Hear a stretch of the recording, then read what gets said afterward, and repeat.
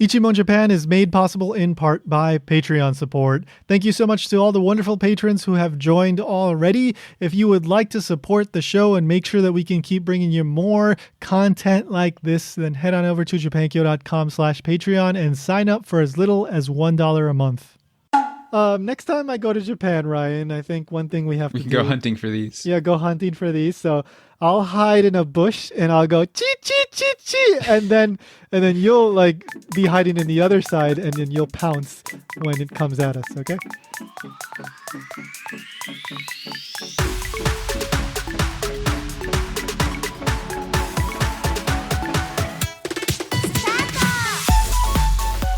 Welcome to Ichimon Japan. I'm Tony. And I'm Ryan. Ichimon, of course, means one question. And every episode we ask one question about Japan. Today's question is... A very frequently wondered question. Yes. What is a tsuchinoko? Tsuchinoko. Okay, so... Tsuchinoko, if you've lived in Japan, it's certainly possible that you've heard it come up, maybe even like on the news. But if you haven't, maybe you've heard the name of this creature in video games. I think there's a high chance people have heard it and it just made no impact and they forgot they've ever heard of it by now. Exactly. Yeah. It's certainly possible because, when you don't know exactly what the thing is, it just goes over your head and you ignore it. So, all right, there's really a lot to talk about here, but let's give like a very simple explanation first. So, the modern Tsuchinoko is kind of like the equivalent of Bigfoot in Japan. Except it has no feet. Except it has no feet, it's no foot. So what I mean by that is it's often described, even in Japanese, as what you could say a cryptid. Yeah, right? yeah. So in Japanese, you might hear it referred to as mikakunin dobutsu, literally an unconfirmed animal. Or there's this wonderful term that I learned while doing research about this, U.M.A, which is a U.M.A. And by the way, UFO in Japanese is pronounced UFO. So it's the same kind of pronunciation. The U is being pronounced like a U. So U.M.A. Now, I heard the person who invented the phrase UFO in English intended it to be UFO and just no one did that except Japan. Well, that continues a tradition of many katakana words in Japan being more accurate to the original. Right? Like, for example, instead of pronouncing it Jesus, it's Yesu, which I believe is closer to whatever the original language that came from was. I'm not quite sure. Or there's a lot of French words and Italian words that are closer to the original. And so they sound funny to, an English speaker. They go like, what is that? So anyway, U.M.A, which stands for, and I loved finding this out, like what the U.M.A stands for, Unidentified Mysterious Animal. Woo! It sounds so cute to me, like unidentified mysterious animal. It honestly sounds like just a precursor to Pokemon. Yeah, it does. Which kind of what Tsuchinoko is. Yeah, kind of, yeah. And Pokemon were inspired by, or at least a couple of Pokemon did draw some inspiration from the Tsuchinoko. So anyway, so it's this kind of animal that's supposed to exist that some people claim to have seen, but there's no concrete evidence that it actually exists. And we're going to dig into the history. But Ryan, can you explain what it looks like, generally speaking? There's tons of information we can go over, but just some general details. So most basically, it looks like a snake, except it's between 30 and 80 centimeters according to sightings. Yeah, so it that's has a triangular 1 to head. 2.5 feet. Yeah. 1 to 2.5 feet. So not a little shorter than normal snakes, I guess. Mm-hmm. It's thicker than your average snake. Mm-hmm. Triangular head. Its teeth are supposed to have gaps between them. Yeah. Some descriptions say it has horns. Yeah, there are some, yeah. Also, there's a lot of conflicting descriptions, I suppose. Yes, that's the thing, though. Like, because this is not like a confirmed animal, right? there people just say like, oh, it has this, it has this, it has this, but I guess like the general, like the most agreed upon ones are, like you said, the triangular head, the fat body. I've heard it described like fat like a beer bottle. Yeah. Like it has a big head, thin neck, big body. Then its tail is like a little nub at the end, kind of. Yeah, almost like a little rat tail, like really thin, right? And despite looking snake-like, usually it's described as moving more snail-like instead of slithering, kind of like inching. Yeah, inching along. Yeah. It's also supposed to be able to like jump or leap fairly well. Yeah, like 2 meters is what I've seen. So that's like, what, 6 feet or more? Considering it's about 1 foot, that's a pretty good jump. Yeah, and I read one description that it could do a double jump. Like it jumps again in the air? Yeah. So it's a video game character. Well, it kind of is, yeah. And I guess the other really famous thing about it is it's supposed to roll in a circle, bite its tail, and then like roll around like a tire. Yeah. It, like makes like a wheel, and it can roll downhill, even uphill sometimes, I think. Basically, if it can like double jump. Yeah, like a ring. And then it's also described as rolling horizontally sometimes. So with its fat beer bottle body, it can like kind of roll down a hill horizontally. So it can just kind of do whatever the people who find it want it to be able to do. Yeah, basically, yeah. And it also, it's supposed to make a chi kind of like noise. However, it's also been described as being able to snore and grunt. Yeah. And even some depictions say it can talk. Others say that it's venomous. Apparently it can bark, chirp, snore, grunt, groan, moan, squeak, snarl, and growl. Yeah, just depends on who you ask. It can just basically make any noise you've ever heard. Yep. And like I said, it can be venomous according to some people. Yes. Yeah. I mean, it is sort of a snake, so that's not that surprising. Right. And apparently it can swim well. Yeah, some also say that it can swim quite well. I guess it's also supposed to have eyelids. Oh, unlike normal snakes. So according to what I was reading in Japanese, so the snakes have like a transparent kind of eyelid, but Tsuchinoko have an actual eyelid. So it has like human eyes, not like in the shape of eyes, but it can blink at you. Right, in that sense, yeah. So it can actually blink, apparently. And it lives usually in very rural, like mountainous kind of natural areas away from, urban areas. And primarily you hear reports that it lives in the Kinki area, which is more or less equivalent to like the Kansai area, which is like Osaka, Kyoto, Nara, south. I guess you would say southwest Honshu, more or less. Yeah. It lives only in areas where people own blurry cameras. Yeah. And old people like to just go walking in the woods and come back with crazy stories. Yeah, those kind of places. But supposedly it according to one detail that I read, it has it can live anywhere from like the northern Honshu to like Kyushu. The main areas excluded are like Okinawa, the Ryukyu Islands that are down there, which is funny because that's like the most snake-centric place of Japan. Absolutely, yeah. The mamushi, of course, is a very famous snake that's down there.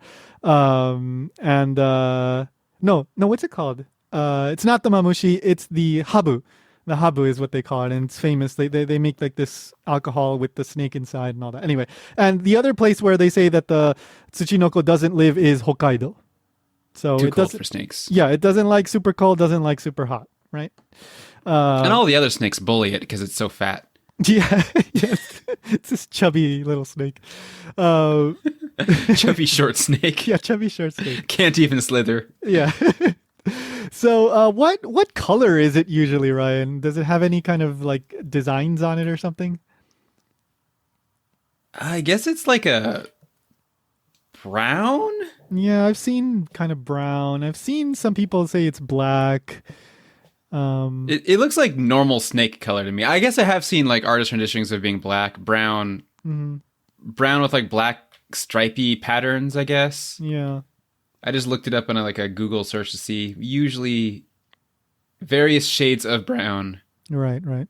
Yeah, so I mean, you could figure that it would blend into, fallen foliage or branches and dirt and that kind of stuff. It looks kind of like a normal snake color, if that makes sense. Yeah, like a non-tropical, like super poisonous kind of, like Yeah, those yeah. bright It's not colorful like snakes. bright red and yellow or anything, just like Yeah, brownish black, maybe yeah. dark green patches.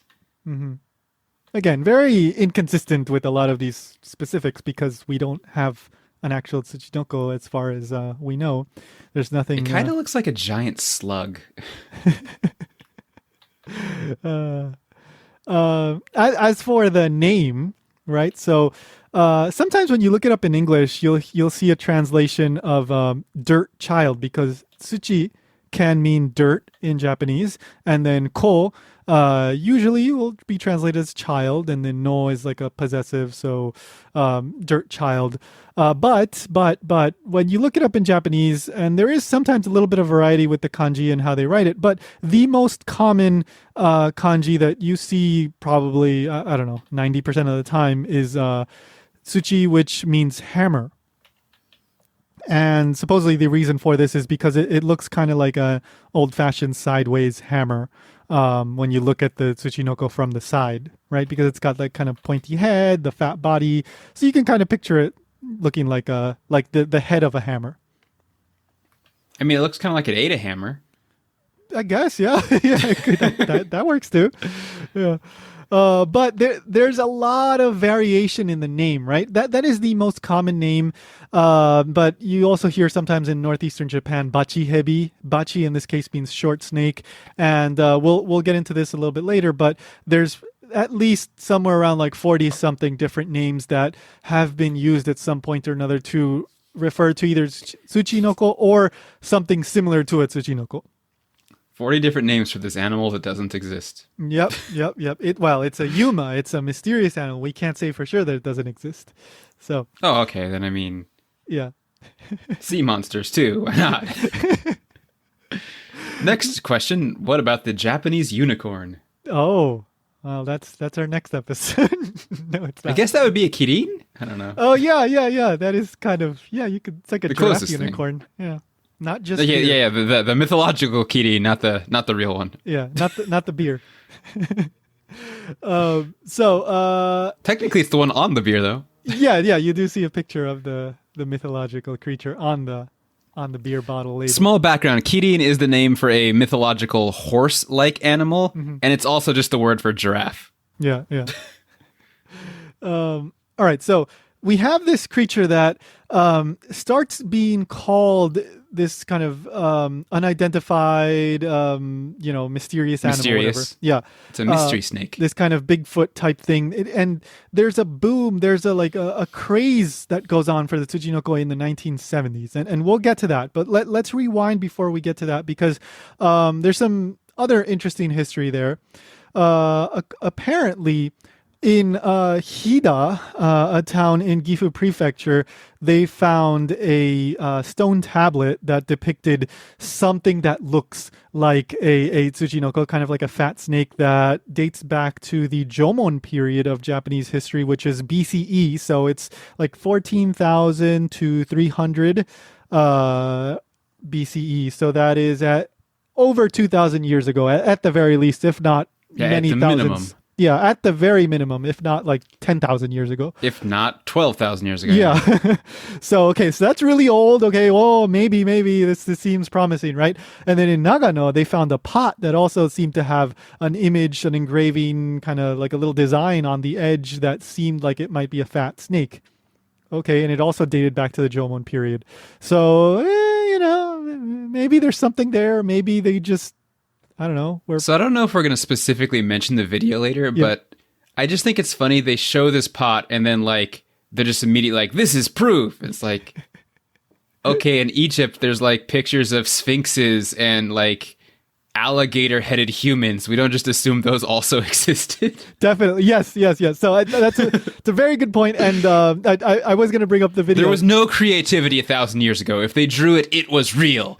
Yeah, well, it's like, it's also reminds me of the whole ancient aliens thing, right? Like, this must be a UFO that they depicted here. It's like, maybe it's just something else that is not common today that you have no idea about. Like, you don't have to jump to the conclusion that it's a UFO. No, creativity was invented in like 1974. Yeah, exactly. So, but the video that Ryan is referring to is this it was helpful for me doing all this research. It was like a 40-minute documentary-ish with kind of video that was aired in Japan probably at least 10 years ago. I couldn't figure out when it aired, but it's got good CG for the little snake hops. Yeah. So the video starts out in a kind of very mysterious and almost like exaggerated fantastical way, but the more you get into it, I think the more kind of real and I enjoyed it because it ends on a very real kind of, it helped you understand the whole context of why the Tsuchinoko developed, and I will be sharing that. But anyway, so some people say, oh, it goes all the way back to the Jomon period. Okay. And then there's another thing that some people say that the Tsuchinoko has a history that goes back to the Kojiki and the Nihon Shoki, which are the oldest texts in Japan. They talk about, Japanese mythological history and how Japan was created from the gods and all this kind of stuff and the emperors. And it's very important kind of documents in Japanese culture and history. And these date back to 712 and 720, respectively. Kojiki is older, Nihon Shoki is a little bit newer. So they're Izanagi and Izanami, which are these gods that basically created Japan and all. There's a whole interesting story to that. But they create one god that's named Kayanohime. It's a female. It's a goddess, I guess you could say. And this goddess has another name, which is Nodzuchi no Kami.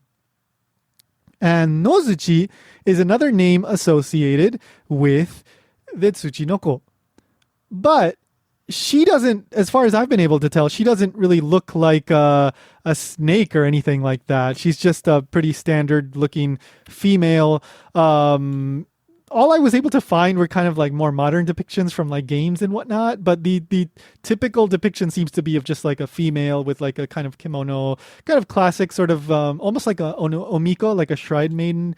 Then she has like kind of grass-like features, like green clothes and whatnot, because she's a goddess of the grass and fields, which links up kind of with Tsuchinoko because it's got a close tie to like nature and all that. So, okay, so there seems to be some vague link there.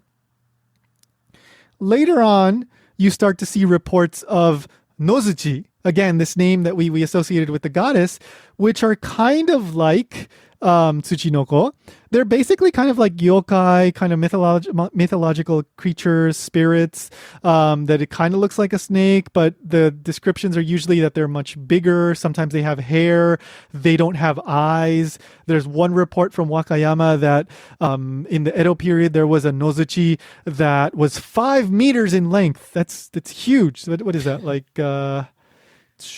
18 feet or something, like, I don't know, 15 feet long. So they went from 1 foot to 18 feet. Yeah. 30 centimeters to 5 meters. Yeah. So, and gained hair. Yeah. And they were hairy and very vicious. And, they're like scary things that you would not want to encounter.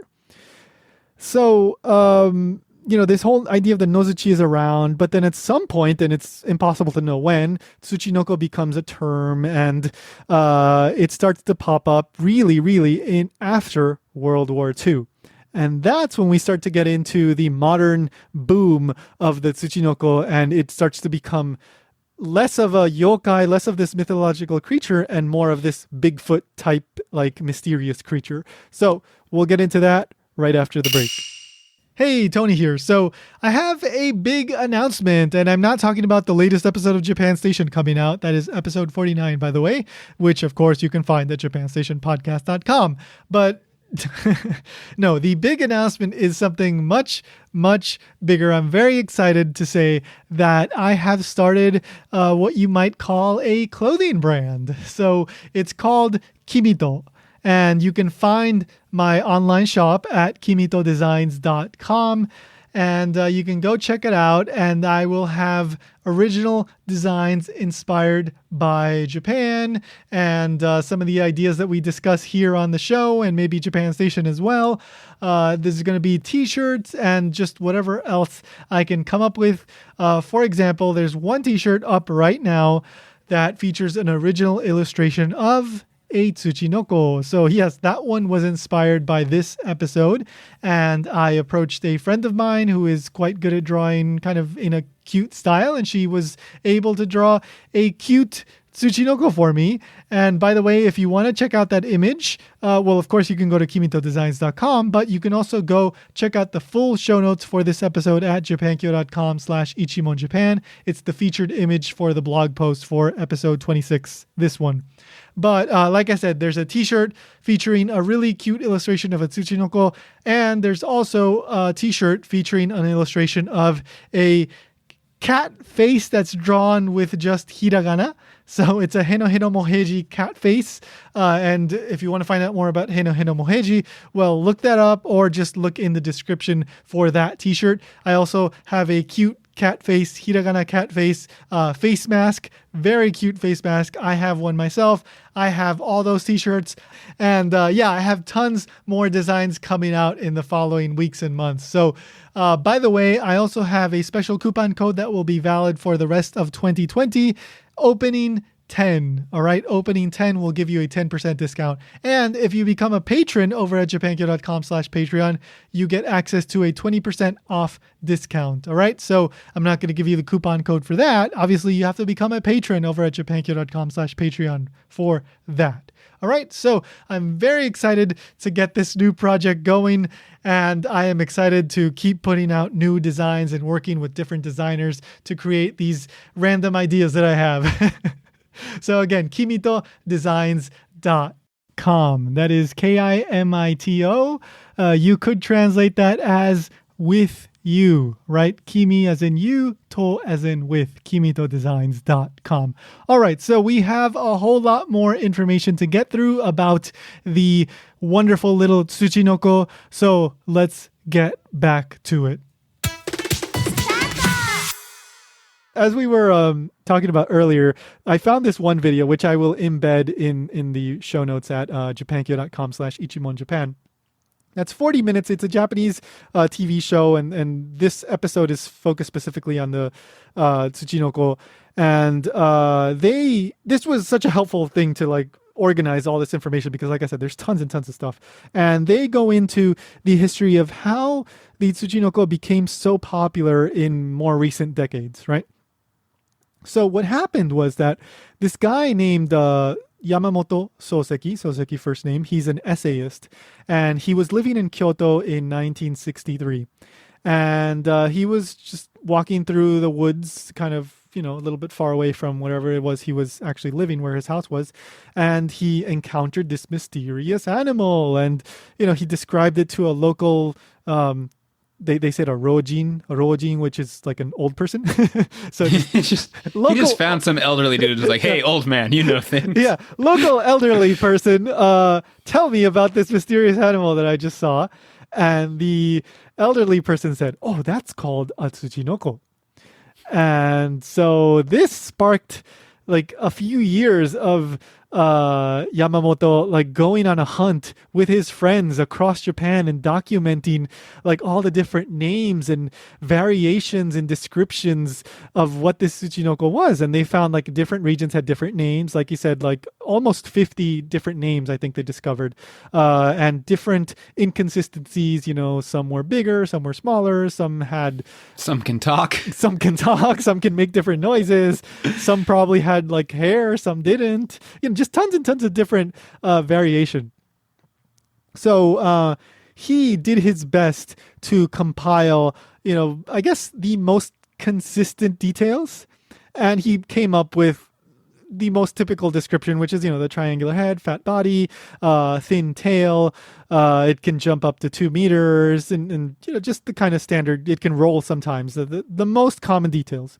And he created this, they call it like a tehaisho, which you could translate that as a wanted poster, but it was more like a document that I guess he shared with his friends and some people that just kind of gave the basic details and said, if you see this creature, please let us know. We're trying to kind of learn more about it and find out about it. He was just honestly, genuinely curious.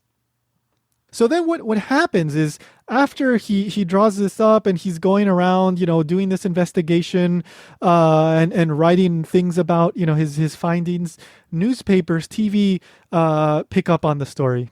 And right around like the late 60s, early 70s, Japan is entering this period of even more accelerated growth. They are turning a lot of like natural areas in the mountains and rivers into more developed areas, urban areas.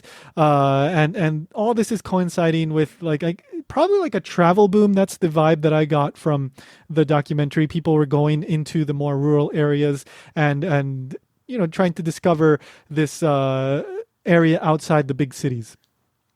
And this is right around the early 70s. And then this like Tsuchinoko boom happens, right? People are going crazy for the Tsuchinoko. They're trying to like find Tsuchinoko. They think it's this, animal that's been undiscovered. And they're, like I said, the newspapers and TV shows were doing stuff on this, and people were putting out like ransoms or no, bounties. Right? Like just ransoms. Like, I have it and I'll only give it to you. I have the Tsuchinoko. Do you want it all? Kidnapping them. And thus they went extinct. So people were like the equivalent of like thousands of dollars in money back then, which means nowadays it would probably be even more, right? Like $10,000, $100,000 in the equivalent. Today would probably be far higher, but there's this craziness. Like manga is created. One author I read, he wrote a novel based on this guy Yamamoto Soseki, the guy that popularized and the Tsuchinoko and went on these hunts with his friends for Tsuchinoko. It's just Tsuchinoko craze, right? In the 70s. So what happened, though, with Yamamoto Soseki, the guy that popularized this whole thing, inadvertently, because he was just kind of doing this as like a hobby. He was genuinely, really just curious, wanted to investigate, find out. He didn't want to like hold these Tsuchinoko ransom or anything. He he became very disillusioned by 1973, I believe, right? Yes. So by 1970, Showa 48. Yeah, Showa 48. That documentary gave all the years in Showa and all that, so it was kind of confusing for me. But yeah, I hate when I always have to cross-reference because I my experience in Japan is everyone knows their own birth year and the current year, and that's it. Yeah. And they always takes them a few seconds to figure it out in their head because they're probably counting back from their birth year. Yeah, I think they're doing that, or someone they know, like, oh, my brother was born in Showa, whatever, so that means +3. Yeah, I do that too sometimes. Anyway, so in 1973, this guy Yamamoto, he publishes a book saying it's called Nigero Tsuchinoko, which literally means like run away Tsuchinoko. Nigero. It's this very like forceful way of, it's like mandating someone, like ordering someone. Yeah. Imperative, exactly. You're telling the Tsuchinoko, run away. So basically he becomes disillusioned with this way that Japan is going crazy over like developing urbanization, destroying nature, and they're putting out these bounties for the Tsuchinoko just because it's this novel thing, and people are like buying up pets just because they're novel, and he doesn't like this weird kind of commercial destroying of nature and all this stuff, and he's just saying like, I would much rather the Tsuchinoko like just run away and stay this kind of mystery thing. And after that, I don't know what happens to him, but the Tsuchinoko has entered. He was ransomed by the Tsuchinoko. They took him. Like, you want your human back? So after that, but the cat's out of the bag by that point, right? People like Tsuchinoko has become this like popular culture like phenomenon. It was even in the Doraemon manga back in the 70s. And you know you've made it when you're in Doraemon. Yeah. I think the episode was called Tsuchinoko Sagaso, which was like, let's look for the Tsuchinoko. Oh, so he was not respecting this dude's wishes. No, not at all. No. Everybody just wants to find this Tsuchinoko. And then what starts to happen is that little towns, especially in the Kinki, like Kansai area, they start using the Tsuchinoko as this kind of gimmick, this kind of idea to like attract tourism or like get their names out there, right? Oftentimes, like these days, you'll see towns use like yurukyara, like these cute mascot characters, right? Back then the Tsuchinoko was the thing, right? And like even into the 80s, like there was this one story that I found via the Japan Times. So the story starts in 2001. It was an article from 2001, and it was Mikata, a town called Mikata in Hyogo Prefecture. And the article describes that they had found, I guess in the woods nearby, something that they thought was a Tsuchinoko, basically like a snake-like creature. And they had it, and they were keeping it there, and they were going to put it on display, and they were going to do a DNA test. I don't know if they ever did that DNA test, but given that there hasn't been a confirmed announcement that this was not something already known, I take it that it didn't end up being a Tsuchinoko. But in that article, it describes... They had DNA for a Tsuchinoko on file to compare it to. Yes. Well, it's a match. So, but that article says that, that town was already famous for Tsuchinoko sightings. And back in 1989, the mayor at the time had put out a bounty saying that if anybody found an actual Tsuchinoko, he would give them, I believe it was 350 square meters of land. Wow. Wait, square meters, not kilometers. 330 square meters would be like a small apartment size, wouldn't it? Well, that's what the article said. Okay. I just double checked. Yes, it is 350 square meters. That's what I wrote from the Japan Times article. So okay, so it's not that amazing of a prize. Yeah, I mean, it's better than nothing, right? I mean, I guess so.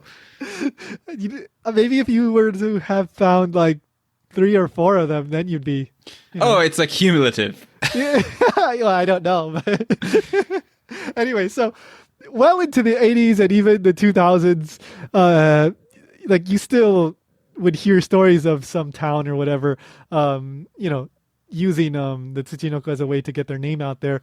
And I remember like when I was living in Japan, like for a few years back in like about 10 years ago, you would still hear stories of occasionally like the Tsuchinoko and some kid had seen one just, I don't know, walking around when they were in the woods or something.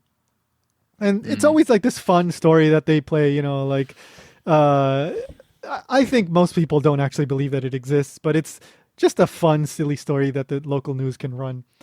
So, going back to the whole Nodzuchi thing, and the whole multiple names thing, really what seems to be going on here, and it's so interesting because when you look up other kind of folkloric creatures like Tengu or Kappa, you don't hear them described as cryptids, right? Never. Well, Kappa are real. Kappa are real. That's why you don't hear it described as a cryptid. It's just an animal, right? Yeah. So... Everybody, yeah. Small story. I had a friend who lived in a very countryside place, like out in Kanto. Uh-huh. And they had a river they didn't want kids to play in because it was dangerous. So instead of saying like, danger, don't play, it just said beware of kappa. Yeah. Yeah, I mean, I think they still do that sort of tongue-in-cheek sort of thing. Like there was a station in rural Fukuoka where I was at one time that had a statue of a kappa there because some famous kappa story was supposed to have occurred there. So it's around. Sure hope the audience knows the kappa. We just assume you're familiar with kappa, so we just dive straight into Tsuchinoko instead. Yeah. Kappa is like one of the most well-known, but super simple explanation. It's this kind of mythological folklore sort of creature that kind of looks like a Ninja Turtle. Yeah, actually, I say the easiest description I could give is like a water goblin. Yeah. Usually, that's how it's described. And it steals children from like the river and it drowns them. but Yeah, it's sometimes they're friendly, sometimes Yeah. they're deadly. exactly, yeah. And I think they're worth their own episode, so maybe we can do that some other Yeah, time. that's But anyway, so whenever you hear talk of these kind of mythological creatures, they're described as yokai almost all the time, right? But Tsuchinoko are not, right? They're described as cryptids in English, or what was the term? Yuma, or mikakunin dobutsu, or just dobutsu. Like they're just animals, right? Yeah. So- Yeah, this one is usually yokai have some kind of like magical connection. This one Yeah. apparently is just a snake, just a different type of snake. The modern Tsuchinoko, yeah. So, but really, what seems to have happened here, and this is kind of my piecing together all the research that I did, plus a couple things that I read here and there. So in Japan, there was for probably hundreds, if not thousands of years, this idea of some kind of weird, slightly different snake type creature, and each region had its own little variation on this and inconsistent details. And then when Soseki, that guy that we were talking about, came along, and he kind of made it this one unified thing. And among one of these variations is the Nodzuchi, which happens to have the same name as that goddess that was mentioned in the Kojiki and Nihongi. And so this Nodzuchi had its own set of legends associated with it. So when we're talking about the Nodzuchi, oftentimes you'll see it described as a yokai or some kind of spirit or fairy. But when you're talking about the modern Tsuchinoko, which seems to be related to the Nodzuchi, it's described as the cryptid kind of Yuma thing. So a Tsuchinoko is basically a yokai, but it's the modern kind of trying to look at it in a kind of real, almost scientific kind of way. But at its core, it seems to have sprouted off from the yokai culture, right? I mean, honestly, that's consistent with a lot of other real life animals too. Like we mentioned earlier, kirin was originally some like mythological horse creature, and then it just became to be associated with just a normal giraffe. Or even stuff like kitsune, which was like a magical fox spirit, but it's also just a normal fox. So blending like real animal with like magical stories is something that's common in Japanese history. Absolutely, yeah. And so the Tsuchinoko has become this thing, even though like we're not in the Tsuchinoko boom anymore. That was really in the 70s. People just are aware of it, and it pops up in all kinds of media, video games, anime, and all this stuff. So, for example, More Ryan, video like what games than I thought. What? I said more video games than I realized. Yeah, and it's Ryan. Well, discuss the. We were just talking about that during the break, but Ryan, please explain. So this thing is in a lot of games. Just to give some examples, it appears in Metal Gear Solid, Castlevania, Yokai Watch, Monster Hunter, Pokemon, Yu-Gi-Oh, and Shin Megami Tensei. Yeah. And you were saying like it seems like they always try to incorporate the dynamic of it being a hard to find rare creature, right? Yeah, so some of these, like I've played many of these games and I was curious because I didn't remember it always, so I kind of looked it up. So for example, in Metal Gear Solid, it's in Metal Gear Solid 3 where you can like hunt animals to eat. And it's supposed to be that this one will not appear on any type of radar or tracker you have because it's extra mysterious. Yeah. In Castlevania, this one I never saw it in, but apparently it's like a rare spawning animal that will only appear in one room and you just have to keep re-entering over and over and over until it eventually spawns. In Shin Megami Tensei, it's pretty common, but most of these things seem to keep it as like a rare creature that is harder to find than other creatures. Yeah, and most of them depict them as a general snakish kind of creature, right? Yeah, my favorite is the Shin Megami Tensei one. It's the one I'm most familiar. It goes by the name Nodzuchi. Yeah. And it looks so dumb. It's like a ball of fur with like an elephant trunk coming out of it. Oh, that's a pretty different one. I guess the fur is consistent with some Nodzuchi descriptions, but yeah, it's supposed to be a fat snake, so they made like a fat ball, and I guess the elephant trunk is supposed to be the snake part. Oh, it looks much more like a nose. It also has legs, like humanoid legs. Oh, interesting. Okay, yeah. They kind of had fun with that one. Yeah. I mean, I think all these depictions, like the creators are just kind of having a bit of fun, For this, I think it's in several Yu-Gi-Oh cards, and it looks probably most accurate to its like canonical triangular head, fat body, stubby body appearance. Yeah. For the Pokemon fans, what's the one that's based on this? I'm not a Pokemon fan, so forgive me, but Dunsparce? Dunsparce. Yeah, I'm not familiar with that one either, but for anybody that likes that, now you know that is based on a Tsuchinoko apparently from what I read. I think I saw it looking too. I think they gave it wings to make it cute. Oh, nope. That doesn't look anything like it. Oh, okay. Well, I don't know. That looks much more like a caterpillar, but Is it I hairy? guess you can kind of see it. No, Oh, okay. it does have little tiny wings. Okay. Well, I guess it's generally snake-ish. It was inspired by it, might be Yeah. a better term. Exactly. Yeah. Loosely inspired. It also has a very round head, which is considering one of the things is triangular head is kind of... Yeah. Yeah. One other thing, if you're really, really interested in Tsuchinoko, apparently there's a Tsuchinoko shrine, and that is in Higashi Shinakawa Mura in Gifu Prefecture, right? Yes. Yeah, and that was so the very interesting thing about this town, they still treat the Tsuchinoko as kind of a revered creature. Because the Tsuchinoko used to be more of, like I was saying, more like a yokai kind of thing. It was treated more as like almost like a servant of the gods, right?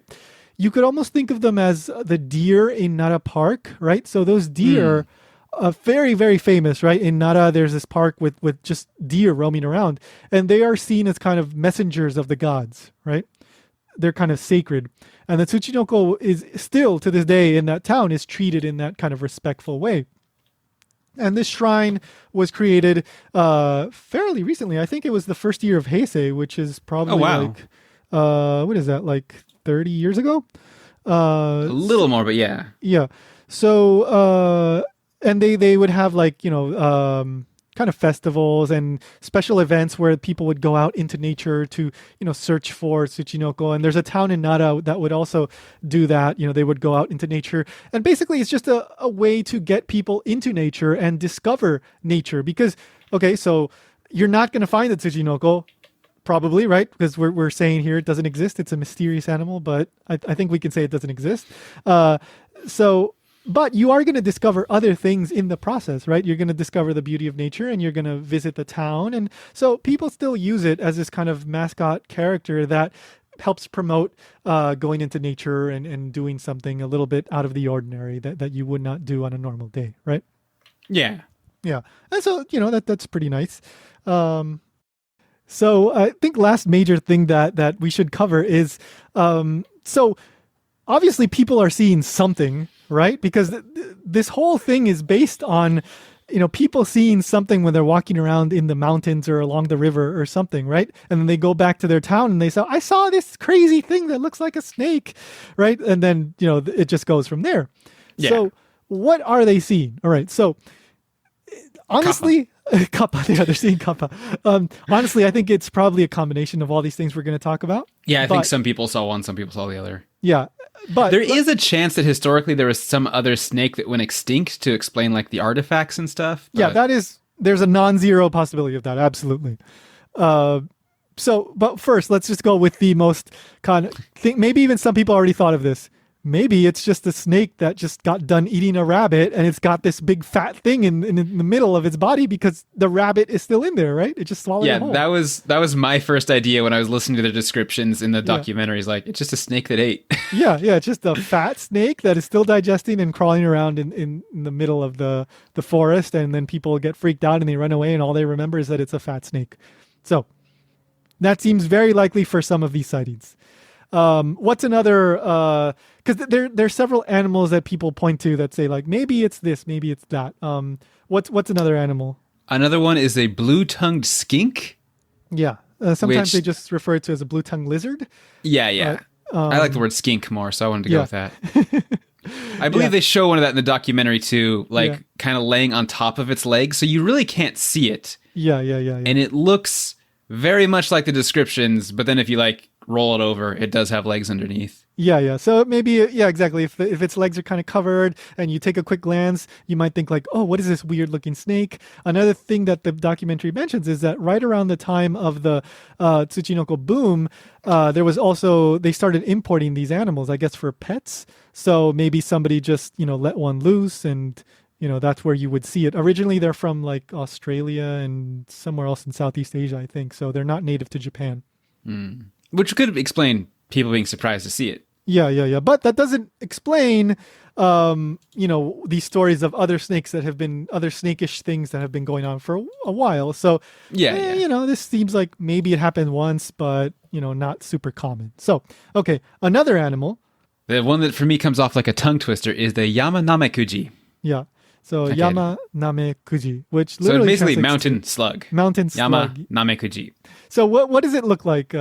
It looks exactly like how they describe Tsuchinoko. It is a brownish black. It has a triangular head. It's probably smaller than most descriptions, but it looks almost identical to the snake, except it's a slug. It also explains to me why many people say it doesn't slither, but it kind of inches because this thing does that. In the documentary, someone also mentioned that it had like horns that popped out, and I think that's just its eye stalks. Yeah. And So they maybe just saw like an irregularly large one of these. certainly, yeah, definitely seems possible. And then the other one that this one guy points out is an actual snake, and it's called in Japanese a yamakagashi. One translation or one English name that I found for it was a tiger keelback. And they say that one, I think, is a venomous snake that can swim too. So that explains the swimming aspect of it. Ryan, did it kind of seem like it could pass for a Tsuchinoko? At least the pictures I saw on my quick little image search, not really. Okay. So maybe from a distance, if you see it in the river or something, like swimming around, maybe. Well, I mean, it is a snake, so it looks similar in that sense. It doesn't seem to have a particularly triangular head, and there's multiple colors, but they seem to be more green or reddish, which is usually not colors associated with it. Yeah. But there could be like a regional one that's just not coming up in my image search that looks more like that. Yeah. But I think they were trying to explain the swimming aspect with that one. So who knows? Like I said, I mean, it seems like it's a whole bunch of things, and maybe even some other animals that they didn't mention, and shadows, and who knows, right? Because there's all kinds of possibilities that could happen if you're walking around in a dense forest and something like falls from the tree, and you just think like, oh, it just jumped 2 meters at me, but in reality, it just fell from the treetop. Yeah, and of course, Kappa. Kappa. Kappa threw it at you. All right, so. Next time I go to Japan, Ryan, I think one thing we have to do. Go hunting for these. Yeah, go hunting for these. So I'll hide in a bush and I'll go chee chee chee chee, and then you'll like be hiding in the other side, and then you'll pounce when it comes at us. Okay. I guess none of these other animals also explain the snoring too. I don't know about the story. Probably some old guy was like napping behind a tree, and then they just heard the snoring. But yes, so you heard it here. We will find one. Yep, we'll find but we one. will let it go because we respect nature. Oh, there's this one last thing that I found. This was kind of funny. So there's this TV show that's been running since the late 90s in Japan. It's pretty well known. It's called Kiseki Taiken Unbelievable. Unbelievable. Not unbelievable. Unbelievable. So unbelievable. So what literally that means, like the miraculous experience. Unbelievable, right? Such a Japanese TV show kind of title. And they basically like will tell stories about, something crazy, something unbelievable that happened, right?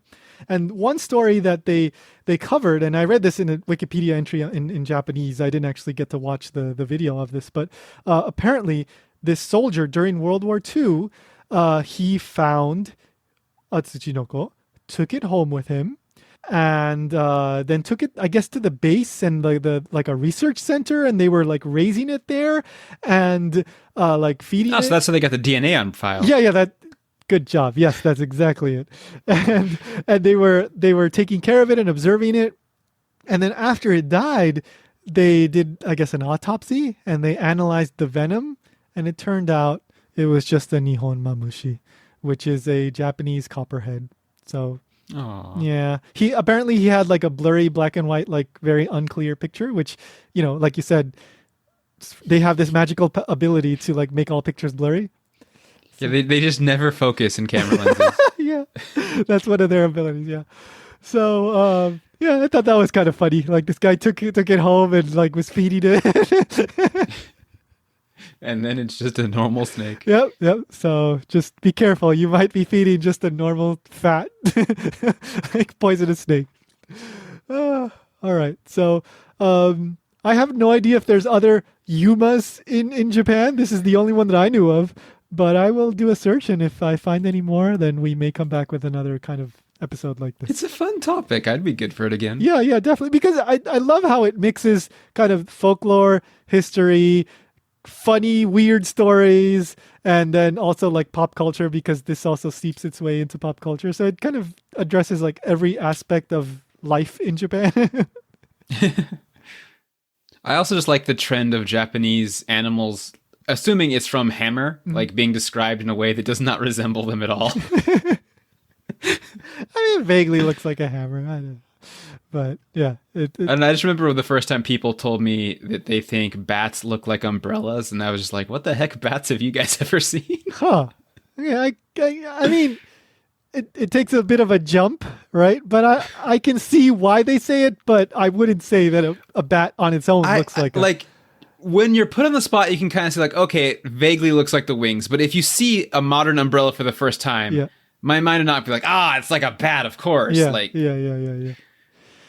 All right. So if you spot a Tsuchinoko, please send us an email to ichimon@japankyo.com.